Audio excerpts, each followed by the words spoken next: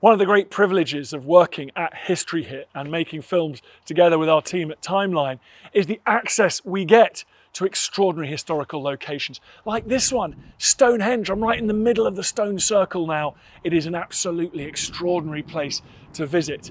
If you want to watch the documentary like the one we're producing here, go to History Hit TV. It's like Netflix for history. And if you use the code Timeline when you check out, you'll get a special introductory offer. See you there.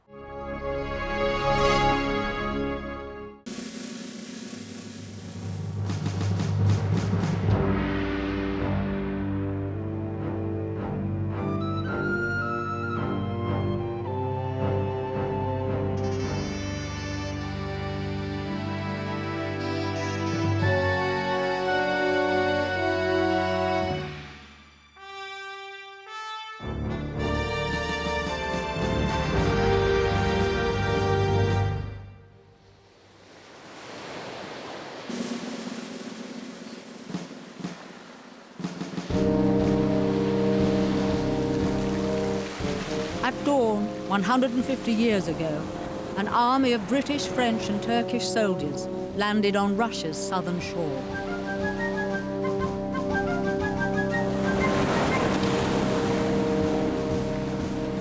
By 12 o'clock, that barren and desolate beach, inhabited by wildfowl only a short time before, was swarming with life. We are an army of occupation at last.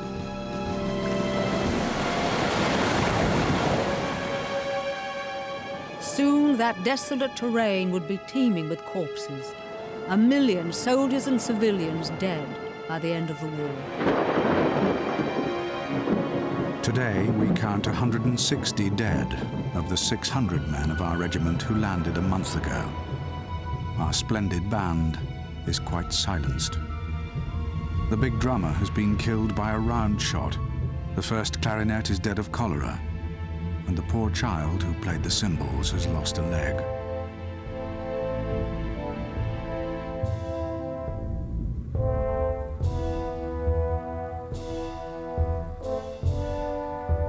"50 years later, one of Russia's first filmmakers put these old survivors on parade once more.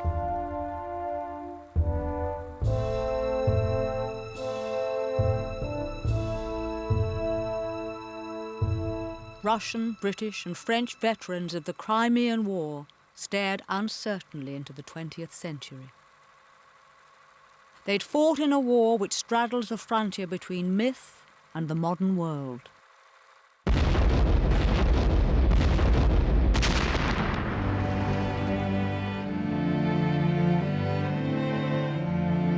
These are the men who fought at Inkerman, Alma and Balaclava. These are the men who charged into the Valley of Death and into the legends of war.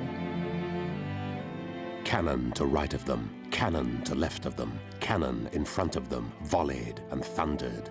Stormed at with shot and shell, boldly they rode, and well, into the jaws of death, into the mouth of hell, rode the 600.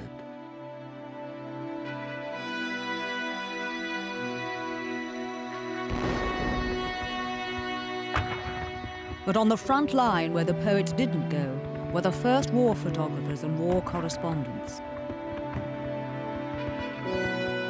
This story of the Crimean War is told by the diaries and letters, the paintings and photographs of those who were actually there.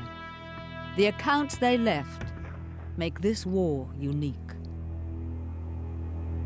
Never before had the British public heard so clearly what glorious war was really like.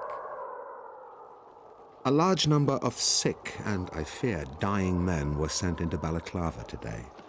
They formed one of the most ghastly processions that ever poet imagined, with closed eyes, open mouths, and ghastly attenuated breath visible in the frosty air alone showing they were still alive. As the apparitions passed, the only remarks the soldiers made were such as these. There's one poor fellow out of pain anyway.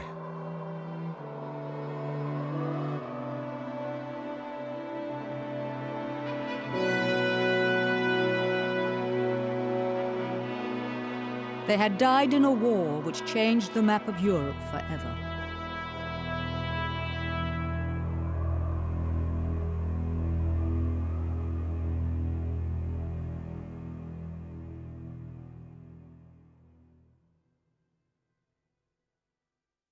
What ignited the war was the decay of the mighty Ottoman Empire, which had carried Islamic rule into the heart of Europe. To the north, Imperial Russia waited like a vulture, eyeing its prey. In January 1853, the British ambassador visited the Tsar in St. Petersburg to discover his intentions towards Turkey. The Tsar's reply sounded like an invitation to conspire. We have a sick man on our hands, a man who is seriously ill. The sick man is dying. We must come to some understanding. But Tsar Nicholas did not come to an understanding with the British.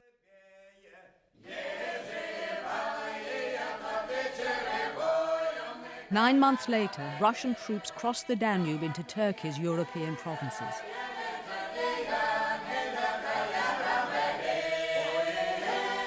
The Tsar's pretext was the protection of Orthodox Christians living under Islamic rule. His gamble was that no Christian power would ever fight to protect a Muslim state.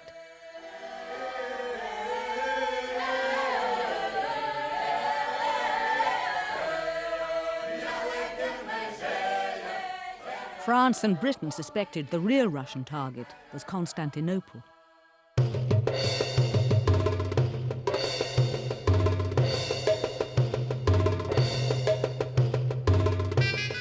The city commanded the strategic gateway from the Black Sea to the Mediterranean.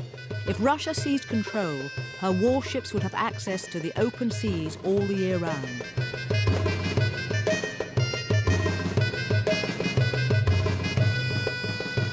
Finally, in November 1853, a confrontation at Sinup on the southern shore of the Black Sea propelled Britain and France towards war. A Russian fleet spotted a Turkish squadron sheltering in port from bad weather. The Russian Admiral Nakhimov launched an attack using a devastating new weapon: explosive shells.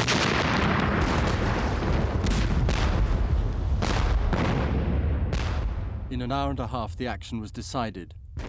And if Admiral Nakhimov had ceased his fire, there would have been no stain on his credit.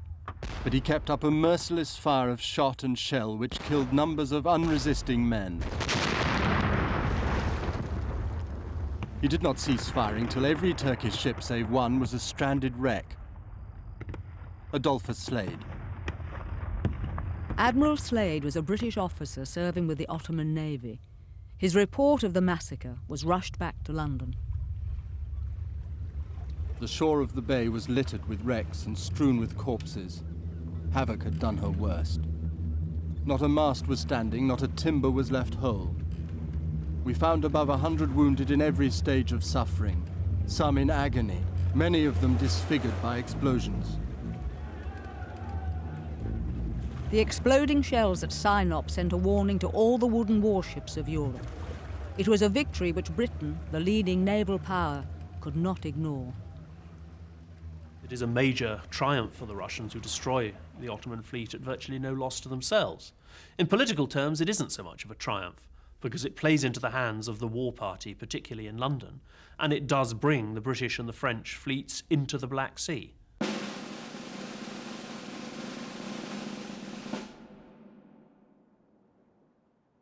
The Russian warships had sailed from Sebastopol, headquarters of Russia's Black Sea Fleet. From this moment, Britain's naval chiefs started to make plans for attacking Sebastopol and destroying Russia's naval power. For the British, Sinup was a national humiliation. Britannia's rule over the waves had been called into question by the Russians, the Turkish fleet had been destroyed, and the popular press termed it a massacre.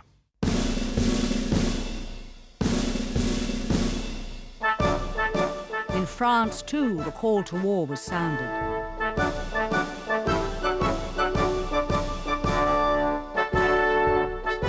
Earlier that year, Napoleon III had proclaimed himself emperor.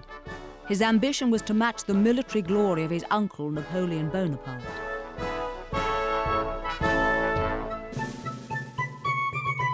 The British commander-in-chief was Lord Raglan. His right arm had been shot away at the Battle of Waterloo, and he still referred to France as the enemy. The French and British now buried centuries of rivalry and formed an alliance. In March 1854, they declared war on Russia. From Glasgow, Birmingham and Norwich, young men were in a hurry to enlist and see some action. Timothy Gowing was one of the first. I was fast approaching my 20th year, a dangerous age to many, and thrilling accounts of war in the newspapers worked me up to try my luck. In marching out of the barracks at Manchester, we could have walked over the heads of the people, who were wrought up to such a pitch of excitement as almost amounted to madness. Cheer, boys, cheer, no more of idle sorrow. And then the band struck up, Cheer, Boys, Cheer, which seemed to have a thrilling effect on the multitude and gave fresh animation to the men. Right tomorrow, let's forget the darkness of today. The British Army headed for Constantinople to join their French and Turkish allies.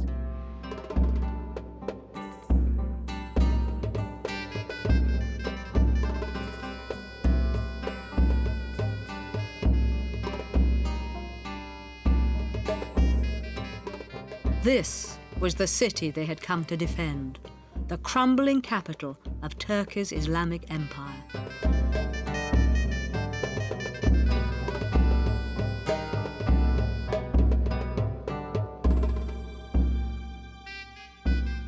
Fanny Jubilee, the 24-year-old wife of a cavalry officer, was one of several women who accompanied their husbands to war. Turkish dogs, lazy and dirty, were lying about in all directions, while horrible, filthy beggars were hovering everywhere. The little harbour is filled with refuse of every description. I was never more completely disillusioned in my life than with my first day in Constantinople. As French and British troops strolled around the unfamiliar streets, it began to dawn on them what a strange venture they had embarked on. We had nothing particular to note, except that we were going out to defend a rotten cause, a race that almost every Christian despises. The Turks struck me as a queer lot, particularly the women, who did not seem to put themselves out in the least, but were dirty and lazy looking. Private Timothy Gowing. The British and the French armies treated their Turkish allies with a quite remarkable degree of racial arrogance. It's noticeable that they commandeered most of the major buildings in the capital, most of the major barracks, most of the major military hospitals.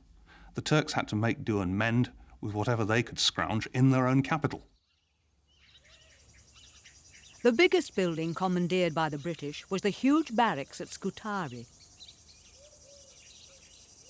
This was where Florence Nightingale would lead her team of nurses and create the legend of the Lady with the Lamp.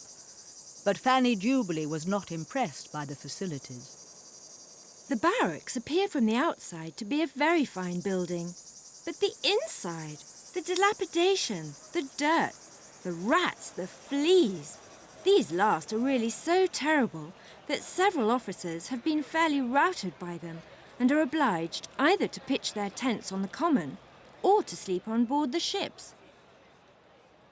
While the Allied fleet anchored off Constantinople and awaited their orders, another armada set sail from Britain.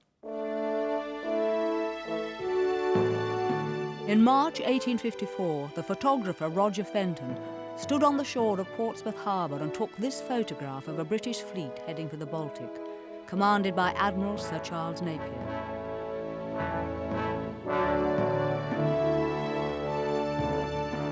The ocean was Britain's most important battlefield, and the Royal Navy was confident they could teach the Tsar a lesson, that no part of Russia's huge coastline was beyond her guns.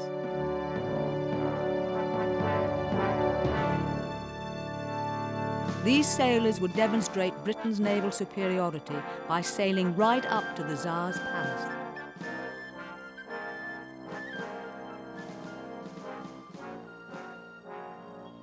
The fleet passed through the Baltic and reached the fortress of Kronstadt, which protected the Russian capital of St. Petersburg.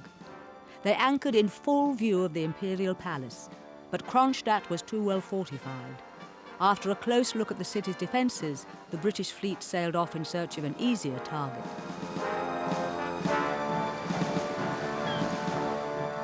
Napier now planned an all-out attack on the Tsar's Baltic stronghold of Bomasund, a group of fortresses bristling with guns.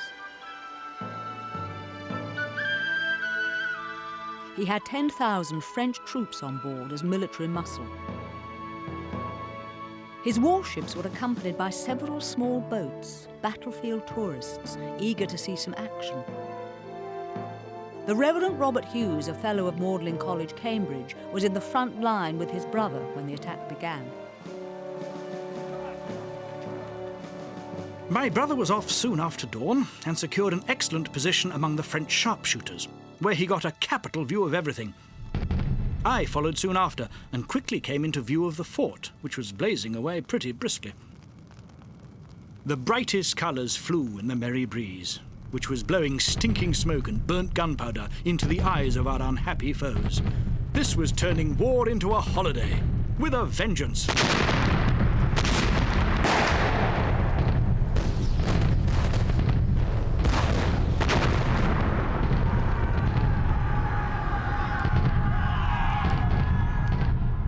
After 3 days of heavy bombardment, the Russians surrendered.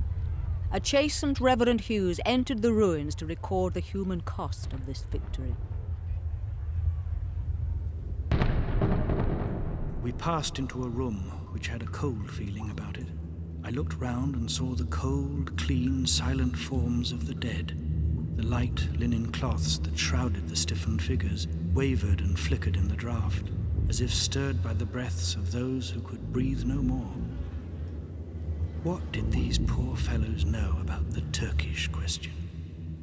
And yet they had fought and trembled, they had writhed in agony, and now father and brother, maid and mother were weeping and breaking their hearts for them.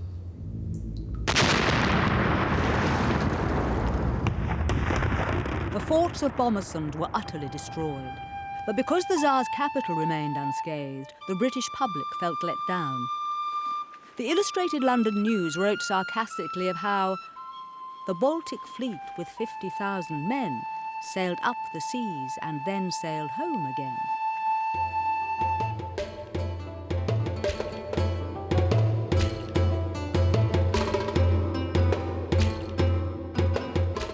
In a series of battles along the Danube, the Russians found the sick man of Europe to be a much tougher opponent than they'd expected when they first crossed the river.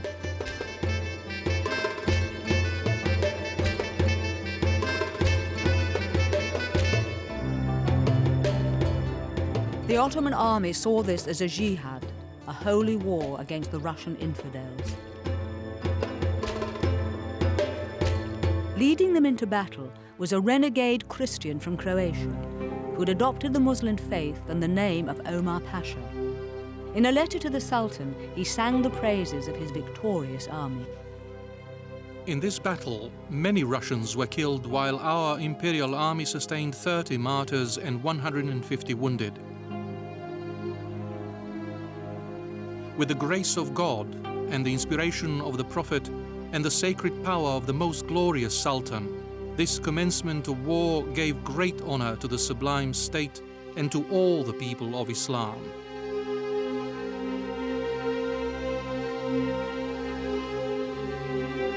These photographs of Omar Pasha and his men were taken by the world's first war photographer.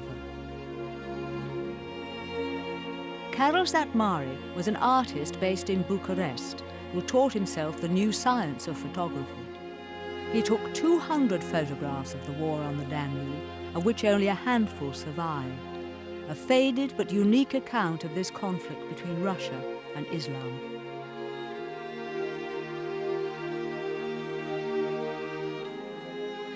On the front line, he photographed Turkish soldiers posing in their uniforms.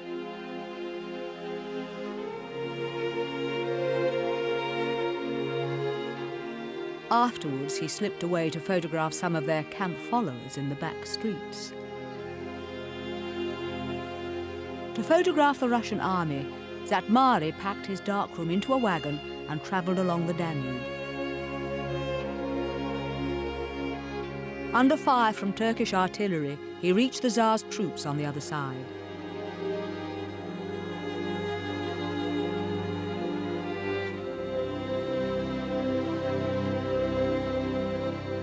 For weeks, these Russian soldiers had been besieging the Turkish fort of Silistra, which stood in the way of their advance on Constantinople. Among them, a 26-year-old artillery officer was busily recording the war in letters and diaries. His name was Leo Tolstoy, and his experiences would contribute to his epic novel War and Peace. From his regimental camp, Tolstoy had a comfortable view of the action. You could see the town, the fortress, and the little forts of Silistra as though on the palm of your hand. You could hear the cannon fire and the rifle shot, which continued night and day. And, with a field glass, you could make out the Turkish soldiers. Down below, the ordinary soldiers died in skirmishes or under bombardment from the cannon. But for artillery officers like Tolstoy, it was a faraway spectacle, something to enjoy. It's true, it's a funny sort of pleasure to see people killing each other. And yet, every morning and every evening, I would get up on my cart and spend hours at a time watching. The spectacle was truly beautiful, especially at night.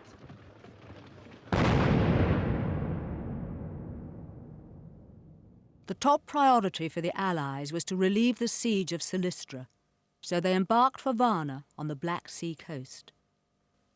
For Private Harry Blishen in the Rifle Brigade, the glamour of war was wearing thin. We were drilled incessantly during this time to give the young generals an insight of what they would have to do in the field, and I'm sorry to say we lost several men through the effect. That is why the French have such an advantage over us. You'll never see an inexperienced young officer in their service. Another man to see the difference was William Howard Russell, the most famous journalist of the war. Russell wrote for the Times of London, and his reports would do much to dispel any illusion that British was automatically best. The French manage these things better than we do. Where is the English post office? No one knows. Where does the English general live? No one knows. Does anyone want to find General Canrobert? Ask the first Frenchman you meet, and he will tell you to go up the Corso, turn to the right by the end of the Rue l'Hôpital, and you will see the name of the general printed in large letters over the door of his quarters. The French were much more prepared than the British, but there are very good reasons for that. One reason, probably the main reason, is that the French army was a permanent army with permanent services such as health, clothing, weapons, equipments. Don't forget that the French army had been at war in Algeria since 1830. They were, the soldiers and the officers, all of them were very much experienced on the ground.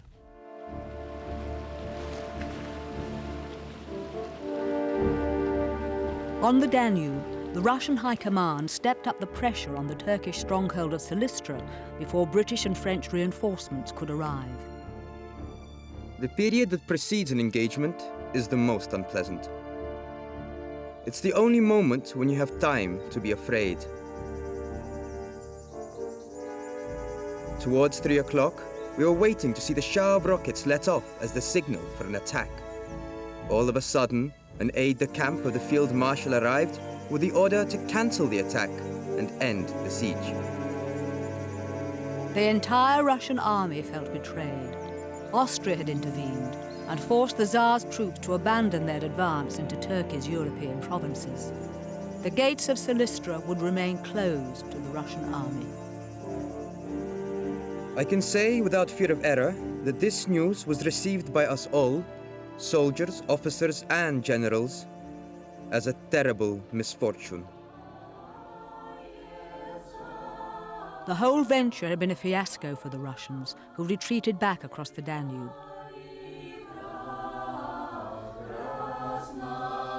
They had unleashed events they could not control, a war that would soon engulf their homeland. The Allied army of 60,000 men had not yet fired a single shot, but if any of them believed this war would be easy, they were in for a shock. In 2 months, 1 man in every 6 would be dead.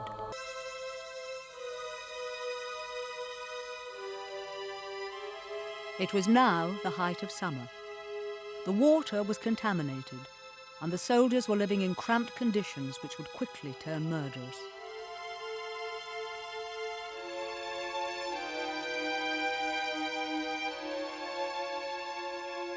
These watercolours are part of a visual diary kept by a talented officer in the Rifle Brigade. Captain Henry Clifford was 28 years old and came from an aristocratic Catholic family. In August, he reported the onset of the disease all soldiers dreaded. The cholera came at a time when we were all low-spirited and disgusted with the tiresome life we are leading. So bad has it been with the French, the medical men say it is no use fighting it. Fine young men in perfect health are taken ill and die in 4 and 5 hours. I grieve very much for a young officer who came out here from England.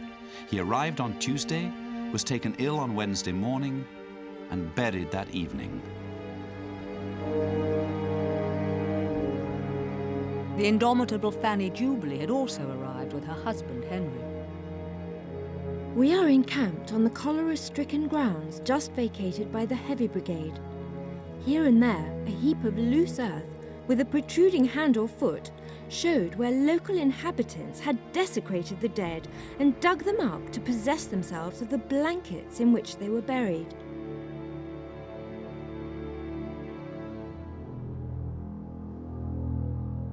As the cholera struck the army at Varna, it also spread to the sailors on the warships which were offshore.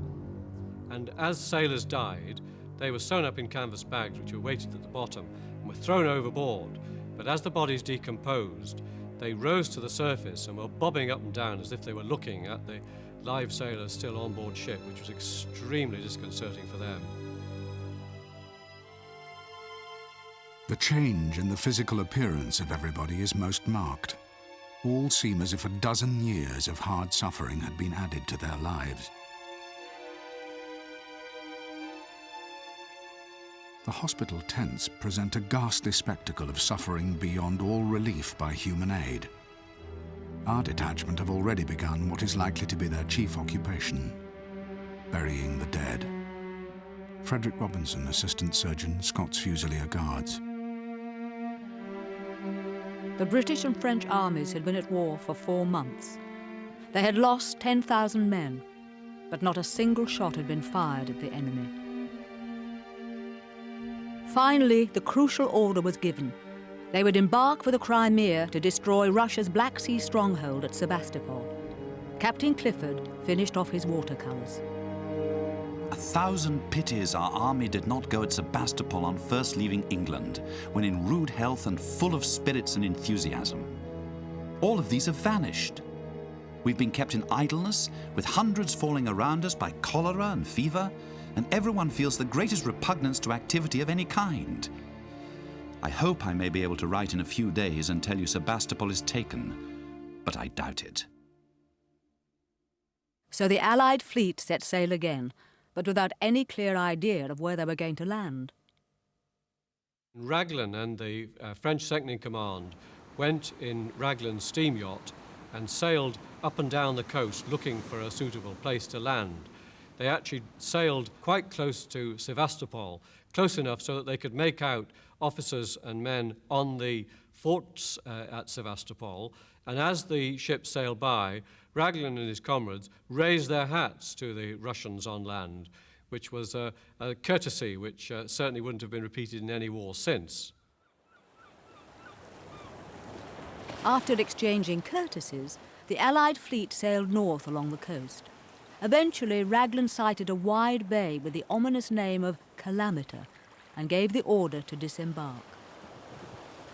At dawn on the 14th of September 1854, this barren shoreline was suddenly crowded with men, including the Times war correspondent, William Howard Russell.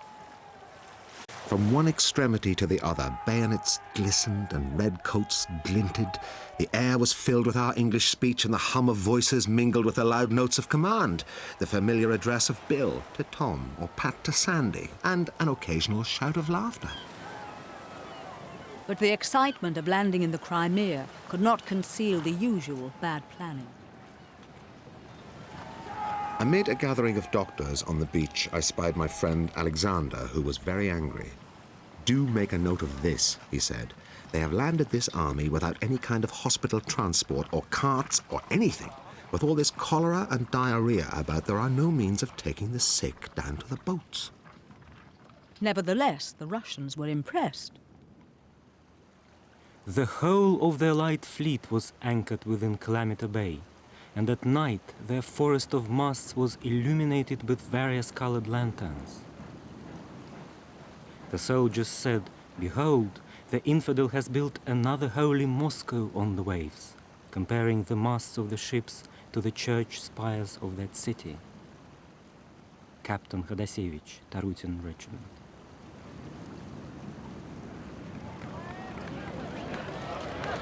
The next day, the Russians saw some 60,000 men stretched over the plain below. Just 5 days after landing, the Allied commanders decided they were ready to march on Sebastopol and finish the war. Cheer, boys, cheer, no more of idle sorrow. Courage to hearts shall bear us on our way. Hope points before and shows a bright tomorrow. Let's forget the darkness of today. So farewell, England, as much as we may love you. We'll dry the tears that we have shed before. Why should we weep who sail in search of fortune? Farewell, England, farewell forever. Cheer, boys, cheer. After 2 days' march, the Allies settled down to camp for the night. Above the river Alma, a Russian army of 40,000 was waiting for them. Their commander, Prince Menshikov, was so confident of victory that he'd invited Sebastopol's most fashionable set to join him on the heights with champagne, chicken, and opera glasses. They were treated to a spectacle, but not the one they expected. To advance on Sebastopol, the Allied army had to cross the river Alma and ascend the bare hillside under the fire of heavy Russian artillery. It looked impossible, but the Allies had a plan. The crack French troops, the Zouaves, were sent along the coast to scale the cliffs and seize the heights above the Russian army. The attack on both fronts was scheduled to start at dawn. A Zouave called André wrote home about what happened next. The mist spread a wispy veil over us, which concealed us from the enemy. The humidity of the night had slightly numbed us, but we were full of spirit. Suddenly a messenger arrived to request us to call a halt. The English gentlemen were not yet ready to leave, so we would have to await their pleasure. We were not particularly polite about them, let me tell you.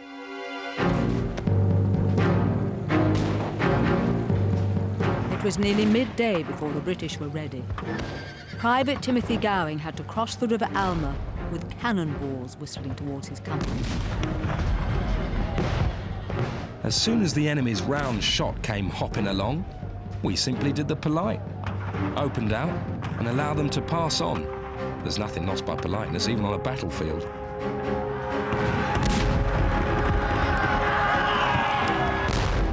Presently, they began to pitch their shot and shell right amongst us. And our men began to fall. I felt horribly sick, a cold shiver running through my veins.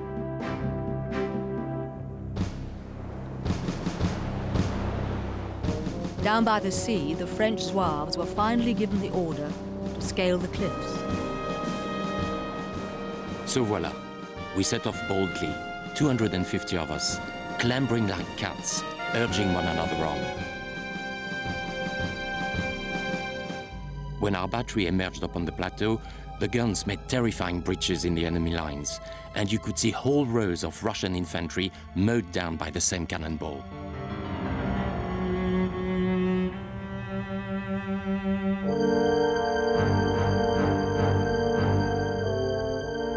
the main battlefield, Private Gowing and the Royal Fusiliers were advancing straight towards the big Russian guns. We were only about 600 yards from the mouth of the guns.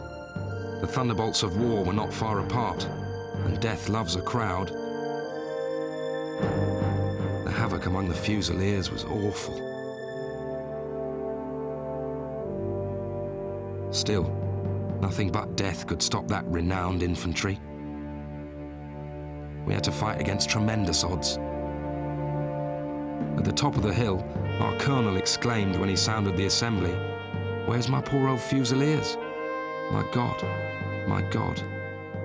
And he cried like a child, wringing his hands.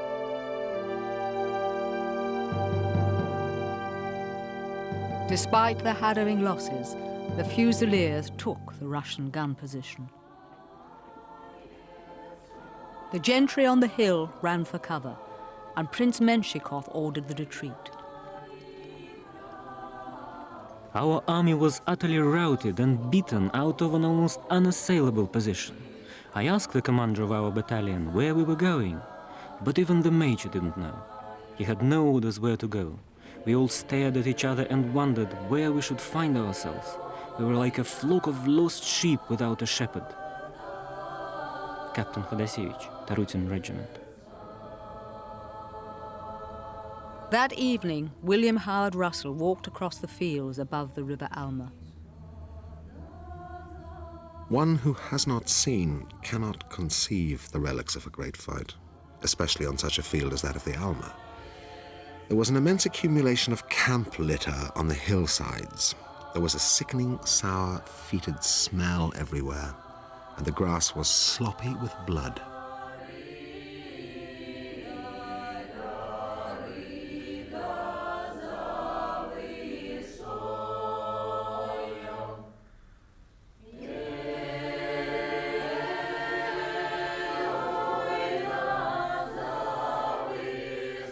The exhausted troops dispersed. We went into the vineyards and got some grapes. These were the first grapes we'd seen. From there, we went into the village which the enemy had burnt. Here, the surgeons had established a field hospital, several of whom were hard at work amputating limbs. There was a large heap of detached limbs lying in the yard, and many poor fellows waiting their turn. Private Albert Mitchell. The young soldiers who died at Alma had opened up the road to Sebastopol, but the generals did not take it. They decided to march their army in a different direction, a decision that would lead to hundreds of thousands more deaths on the shores of the Crimea. Inside Sebastopol, the Russian garrison thought it was all over. Then, to their astonishment, they saw the Allied columns marching around the city. When the Allies marched around from the north to the south, those of us in Sebastopol couldn't believe our eyes. As they moved from their position beneath the northern fortifications, we couldn't understand what they were thinking of. Pyotr Alyabin.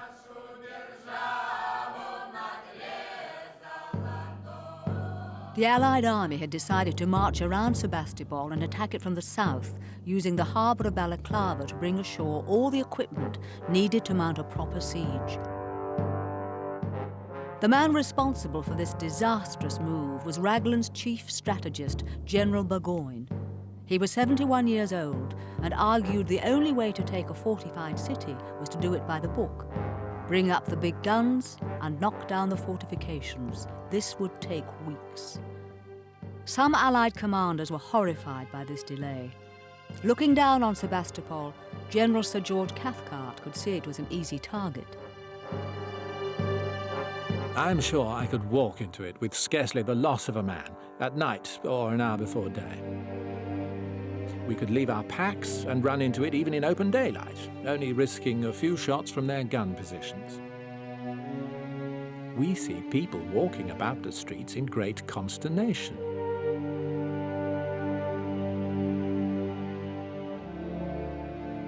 In the town, the people were as busy as ants, working day and night at their defenses. In fact, all seemed to be seized with a kind of panic.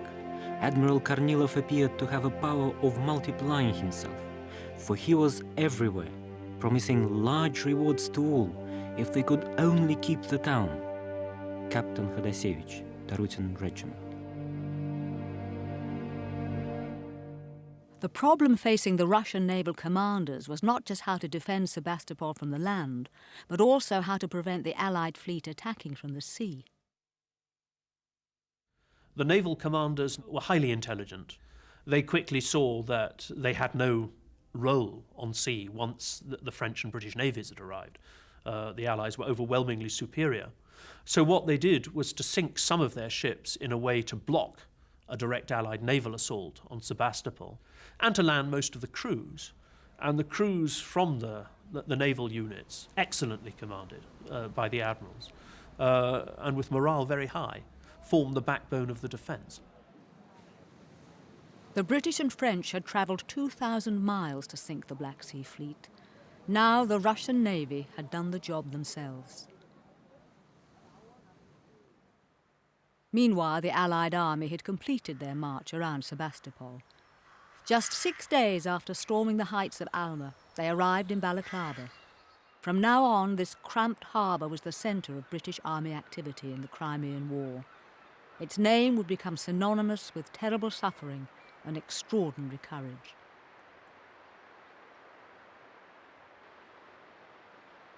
For the Rifle Brigade, arriving in Balaclava meant a well-earned rest.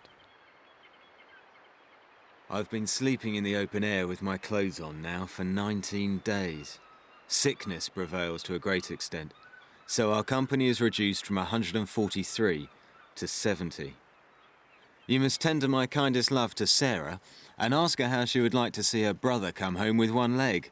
I fancy I should be a comical fellow. But without joking, I thought I would be shot in 50 places at Alma. It is curious work to be dodging cannonballs all day. I hope I shall be as lucky in the next affair. Your affectionate brother, Harry Blishen.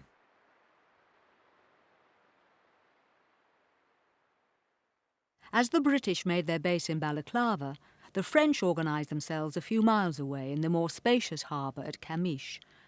Both armies got on with building up their siege operations. Clearly, the biggest mistake the Allies made in the entire Crimean campaign was to march around Sevastopol and attempt to set up a regular siege. This allowed the Russians to bring in their excellent field engineers and to call up the guns from the naval dockyard. The two armies then set about digging themselves ever deeper into trench systems which look remarkably like the Western Front.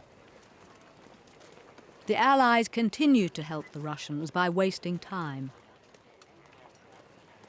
It took them 3 weeks to bring their big guns into position. By the time Fanny Jubilee turned up, the British hadn't yet managed to open fire, but they had attracted the attention of the Russian gunners. About 1,000 yards from us lay the forts of Sebastopol. The shot and shell came hissing every 2 minutes. We were standing on the brow of a hill, backed by our magnificent troops and fronting the enemy, the doomed city beneath our feet. It was indeed a moment worth 100 years of everyday existence.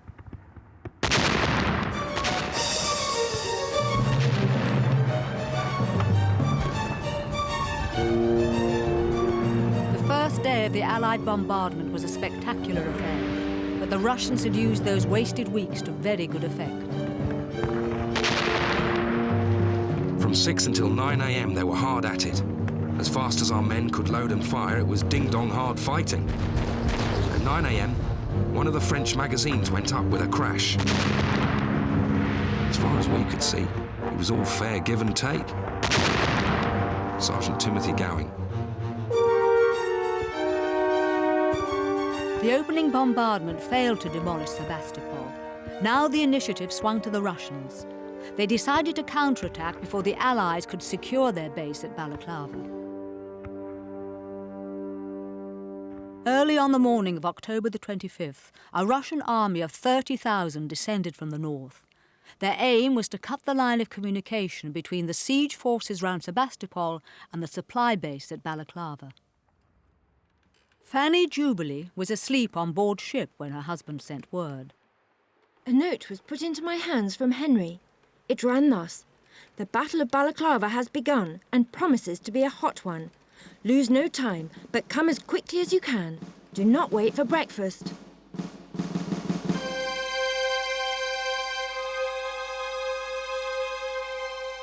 Between these woods in the foreground and the hills at the back is the Valley of Death, where the Battle of Balaclava was fought.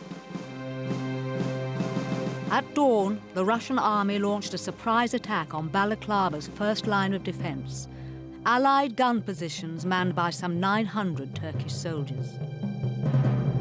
The Turks held out as long as they could before abandoning their guns and fleeing towards the port. Galloping the other way came Fanny Jubilee, heading for the sound of gunfire. The road was almost blocked by flying Turks, vociferating, "Ship Johnny, ship Johnny," while others came along laden with pots, kettles, arms and plunder. The Russians were by this time in possession of 3 batteries from which the Turks had fled. What's often forgotten is that those Turks, probably less than 1,000 men, had been holding out for a good 2 hours against immensely superior Russian forces. Men like Lord Raglan, the British commander, Russell, the Times correspondent, arrived on the battlefield only at the end of the Turks' 2-hour resistance. And so the initial impression was one simply of the Turks running away. Lord Raglan and his staff climbed the hill above the valley to get a better view of the action. They could see the next line of defence guarding the port of Balaclava, the 93rd Highlanders, commanded by Sir Colin Campbell. He formed them up into a thin red line and gave them their orders as an advance force of Russian cavalry rode towards them. Men, remember there is no retreat from here. You must die where you stand. William Howard Russell watched from above, waiting for the Russians to make a move. The silence is oppressive. Between the cannon bursts, one can hear the champing of bits and the clink of sabres in the valley below.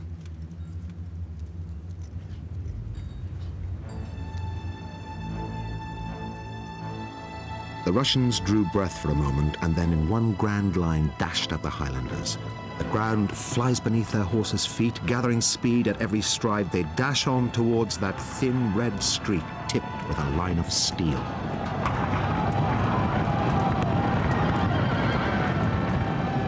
The thin red line had held. The Russian cavalry retreated, and on the hillside, the onlookers cheered the Highlanders. But it was a brief respite.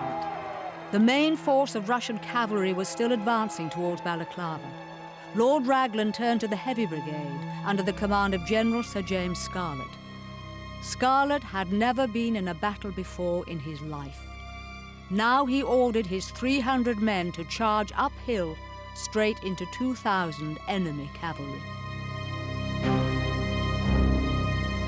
The artist who painted this battle tidied up the scene for the public back home, but William Howard Russell could see it was a vicious struggle.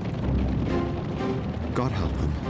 They are lost, was the exclamation of more than one man. By sheer steel and sheer courage, Enniskillen and Scott were winning their desperate way right through the enemy's squadrons. Then, with irresistible force, like one bolt from a bow, the rest of the Heavy Brigade rushed at the remnants of the first line of the enemy, went through it as though it were made of pasteboard, and put them to utter rout.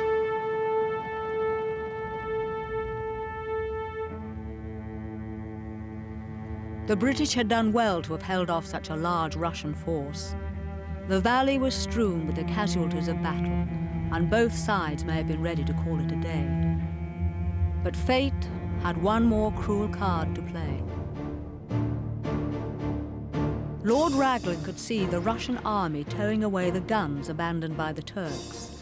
To lose the guns was tantamount to losing the battle. Someone had to stop them. He sent an order to the Light Brigade, which would send them charging in the wrong direction, towards death and immortality.